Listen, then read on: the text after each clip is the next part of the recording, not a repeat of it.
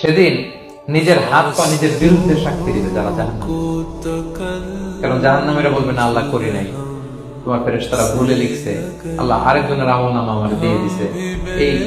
অনেক ধরনের অজুহাত। তখন আল্লাহ তাআলা তার মুখটাকে সিলগালা করে দিবেন, ফালিয়াউমা নাখতিমু আলা আফওয়াহিহিম ওয়া তুকাল্লিমুনা আইদিহিম ওয়া তাশহাদু আরজুলুহুম বিমা কানু ইয়াকসিবুন। আল্লাহ বলে তোমার মুখ আমি সিলগালা করে দেব, হাত কথা বলতে পারবে,